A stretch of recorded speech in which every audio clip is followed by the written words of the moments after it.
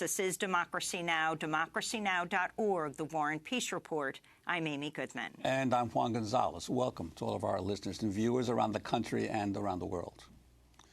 Today, we spend the hour with Pulitzer Prize-winning journalist Glenn Greenwald as we look back at some of the major stories of 2017 and we look ahead to 2018.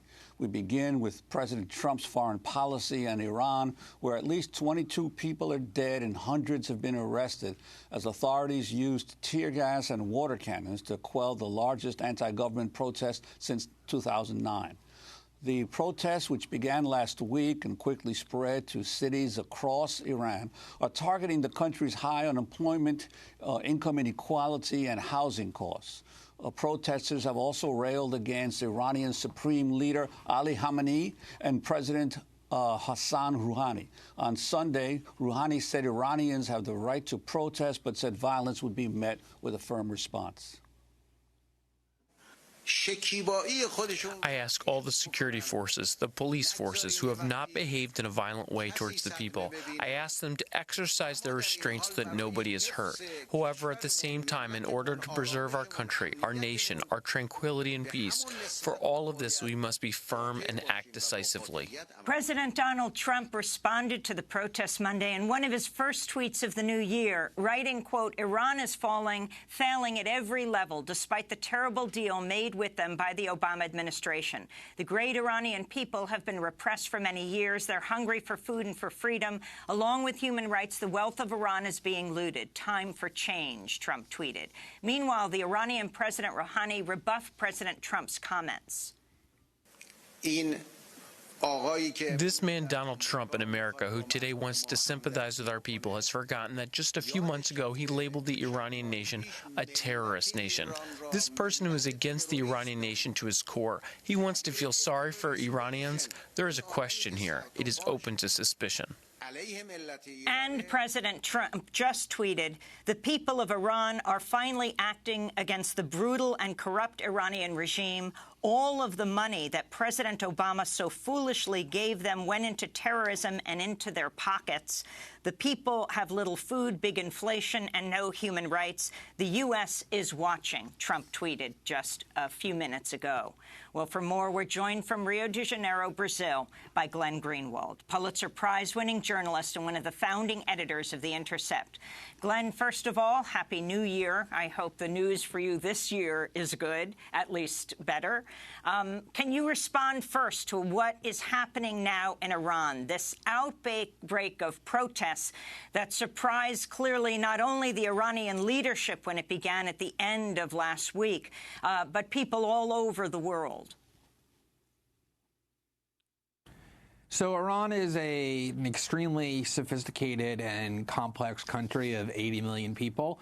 And I think that when it comes to analyzing exactly what's driving the protest in Iran, we ought to defer to Iranians, people who are steeped in Iran civil society, and ought to avoid the sort of overnight experts who tend to pop up in the West and opine on these matters from afar without much knowledge. Even within the commentary of Iranians, you see conflicting accounts about whether the primary impetus is economic deprivation or agitation for greater political rights, whether it's demands that the government reform, or whether it's an actual desire to change the government. So I think really all we can say from afar is that protesting one's own government without being shot in the street or arrested is a universal human right, and we ought to have solidarity with people who are agitating to make their government better. But what I do think we can and have to comment on is the posture of the United States government and Western governments in terms of foreign policy and how they're responding to the events in Tehran. That I think we can comment on meaningfully and should.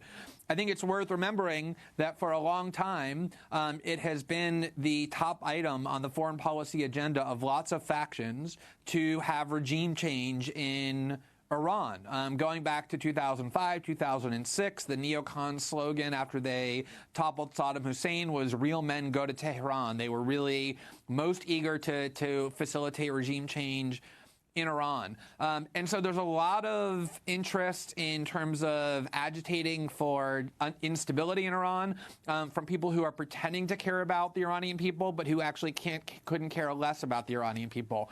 And you can start with Donald Trump, who, as you just noted, tweeted his grave concern for the welfare of Iranians. This is the same president who not more than 3 months ago announced a ban on Iranians from coming to the United States.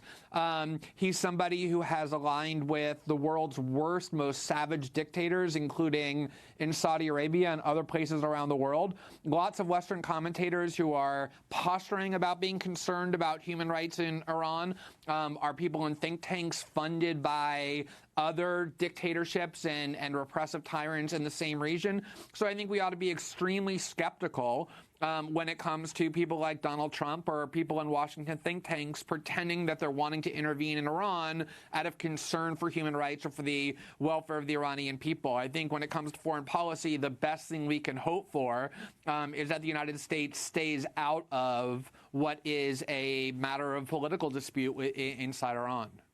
Well, Glenn, and you mentioned Saudi Arabia. It's not just Saudi Arabia, but we look at Egypt or the Philippines, all countries for which Trump has had praise for the dictators and the authoritarian leaders of these countries, and now to suddenly at lightning speed come up with the comments about the rights of the Iranian people to rise up against their leaders it shouldn't be surprising for Trump, but certainly gives food for thought for anyone who thinks that this administration has any concerns about human rights. Yeah, I mean, first of all, the centerpiece of U.S. foreign policy, really in the wake of World War II, through the Cold War and then even with the fall of the Soviet Union, has been to align with and to embrace and to support dictators, tyrants, and repressive regimes as long as they serve the interests of the United States. So anybody in their right mind who ever takes seriously pronouncements from official Washington that they're motivated by anger over repression or a defense of the political rights of people in other countries is incredibly naive at best, to put that generously. Just this week, Juan, there was an amazing leak that Politico published, which was a State Department memo written to Secretary of State Rex Tillerson that explicitly said what has been long obvious, but usually isn't put into words so clear, that human rights is not actually something the U.S. government believes in. It is a cudgel that it uses to undermine and bash countries that don't serve its interests. They use denunciations of human rights abuses to undermine and weaken governments that are contrary to their agenda, like in Iran, while at the same time, this memo said, this isn't me saying this is the State Department memo saying, they overlook and even sanction repressive behavior on the part of their allies. And it goes beyond the Trump administration. I mean, if you look at how official Washington works in terms of, say, the leading think tanks in Washington, the Brookings Institution, for example, which has become incredibly popular among liberals in the Trump era, is funded with tens of millions of dollars by the government of Qatar, one of the most repressive regimes on the planet. The Center for American Progress, which is probably the leading Democratic Party think tank in the United States, is funded, and one of their biggest funders is the government of the United Arab Emirates. So when you hear people like that, or people in the Trump administration who have aligned themselves with the world's most savage dictators for decades, who are funded by tyrants, pretend that what they're motivated by is a desire to liberate people from oppression, you should instantly know that there are other agendas going on. And the reason that matters so much is because it's not just, oh, we're exposing hypocrisy or deceit. It's because what someone's motives are when they intervene in the affairs of other countries determines the outcome. Look at what happened in Libya, where people like Anne-Marie Slaughter and Hillary Clinton and John Kerry pretended to be motivated by the interest of the Libyan people. Once Gaddafi was killed and was removed from office, which was what the real goal was, everybody forgot about Libya, allowed Libya to fall into utter chaos, militia rule, the slave trade has returned there, ISIS is reigning, because when you don't actually care about the interest of the people of the country you're intervening in, you're only pretending to as the pretext for it, it really alters the outcome in ways that are never desirable. And finally, the significance of what's happening in Iran for protests around the world, the message that it's sending, something that President Trump might not be as interested in, and what it means for the nuclear deal, the Iran nuclear deal that Trump is trying to pull out of. Right. So I think that one of the interesting aspects of this kind of cynical and manipulative behavior when it comes to pretending to side with protesters, when in reality the agenda is much different, is that it can actually, in a very unintended way, spark protests and the right of rebellion elsewhere. And that's why I said at the start, although we shouldn't opine on the internal affairs of Iran from a distance because it's too complicated and kind of opaque for us to really meaningfully do that. What we can and should do is affirm the right of people everywhere to protest against their government without being imprisoned, without being detained, without being shot at with tear gas canisters, and without being killed, all of which is happening in Iran. And so when Donald Trump, even as manipulative as it is, upholds this value, I do think it can spark protest and this kind of ethos of reform and rebellion and people going out onto the streets and demanding government treatment far beyond what he might intend. Here in the United States, of course, there has been probably the most robust protest against the Trump administration that we've seen in the United States in probably a few decades.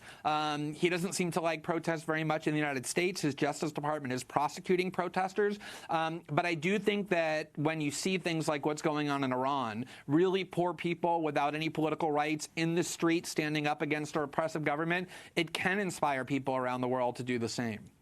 In Greenwald, we're going to break, and when we come back, well, we are going to have a wide-ranging discussion, but we want to begin with your latest piece. Facebook says it's deleting accounts at the direction of the U.S. and Israeli governments. We're speaking with the Pulitzer Prize-winning journalist, one of the founding editors of The Intercept, Glenn Greenwald. He's joining us from Rio de Janeiro, Brazil. Stay with us.